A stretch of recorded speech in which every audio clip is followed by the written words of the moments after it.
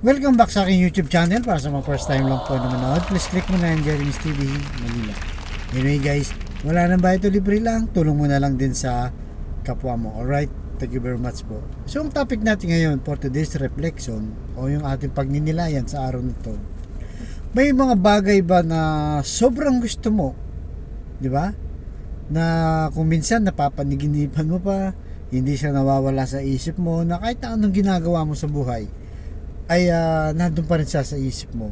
Gustong gusto mo siya. So halimbawa, di ba? Gusto mo magkaroon ng bahay. Talagang nagpupursigi ka, nagsisikap ka dahil gusto mo magkaroon ng bahay. Ganun din sa kotse, di ba?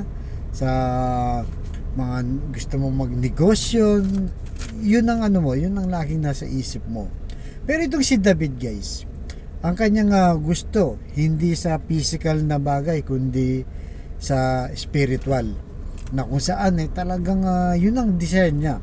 So sabi sa Salmo chapter 27 verse 4, isang bagay ang hiniling ko sa Panginoon, ito ang tanging ninanais ko, na ako'y manirahan sa Kanya, sa Kanyang templo habang ako'y nabubuhay, upang mamasdan ang Kanyang kadakilahan, hihilingin sa Kanya ang Kanyang patnubay sa Kanya. Yan guys, di ba? Napakalinaw. Itong si David talaga kaya sa pinagpala. Talagang desire niya na manirahan sa templo ng ating Panginoong Diyos, di ba? So hindi man physical guys, na alam naman natin importante lang, importante rin, di ba? Ang mga physical na bagay kagaya ng mga kayamanan, di ba? Kasikatan, power na kung saan ay ninanais ng bawat isa sa atin, di ba? Kaya nga nakakabilib itong si David dahil hindi niya pinili yung mga physical na bagay. Bagamat importante nga, di ba? Pero yun nga, hindi niya pinili yon, pero pinagpala siya sa mga physical na bagay. Ang gusto lang niya guys, yung presensya ng Diyos ay kasama niya lagi. Kaya sa panahon natin ngayon, di ba? Sa social media, Facebook, TikTok, talagang pag tinignan mo yung cellphone mo, ang daming mga obstruction, di ba? O mga distraction sa ating buhay na minsan kahit hindi natin gusto, napapatingin tayo, napapanood natin yung mga bagay na hindi naman na dapat o kanais-nais. Kaya yung attention natin, imbes na kay Lord, napupunta sa kung ano-ano na lang nakikita natin sa social media. Kaya yun po ang pagsikapan natin na dapat, di ba? Na sa buhay natin ay lagi tayo maging kontento, di ba? Na sa gitna ng lahat ay kailangan yung attention natin ay nasa Diyos pa rin. Di ba? Hindi lang sa pag Sunday na nagsisimba tayo, kung minsan yung iba kahit Sunday hindi nagsisimba. Di ba? Hindi rin nagdarasal. So, wag po natin kalimutan sa gitna ng panahon na to, di ba? Kagaya ngayon, politika tayo, political vlogger din tayo, guys. Pero sinisiguro din natin na kinakalat natin dito sa social media yung para sa Panginoon. Huwag natin pong kalimutan, di ba? Na kailangan natin 'yan. Kaya nga yung pag nag-upload tayo, yung pagkain ng kaluluwa ay napaka-importante. Bagamat siyempre dapat aware lang din tayo sa mga nangyayari sa atin. Pero wag natin kalimutan na ang priority natin ay maging aware tayo sa salita ng Diyos, na kung saan ay yung kanyang presensya, di ba?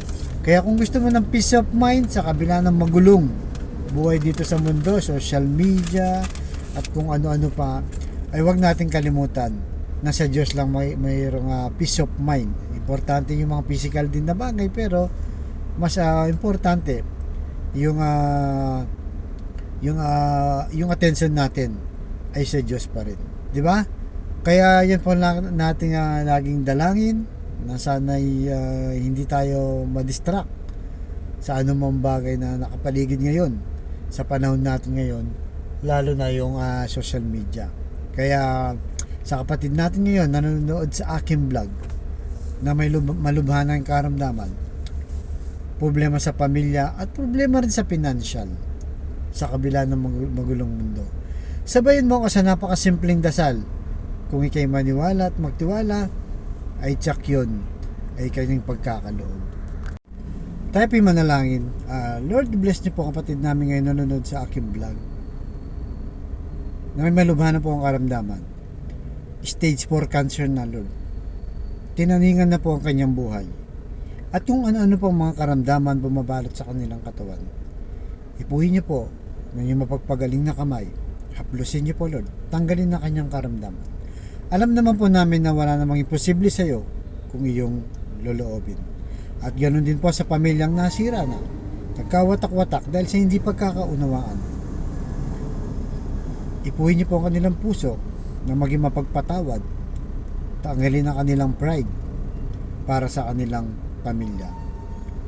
At ganoon din po sa financial na kailangan namin lahat, Lord.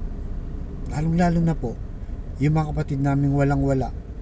Ultimong pambili ng 1 kilo ng bigas at ulam, pambaon sa mga bata. Pinoproblema pa, Lord, kung saan po hahanapin para itawid lang kanilang pamilya. Kaya bless niyo po ang aming pamilya ng aming hanap buhay para may provide namin ang bawat pangangailangan namin. At hinihingi po namin ang iyong kapatawaran, Lord, at walang hanggang pagpapatawad sa amin, sa aming kainahan at mga kasalanan. So ang lahat ng tiniling namin sa matamis na pangalan natin, Panginoong Hesus. Amen and amen. God all be the glory. Sa ngalan ng Ama, ng Anak, ng Diyos, Espiritu Santo. Amen. Thank you very much po.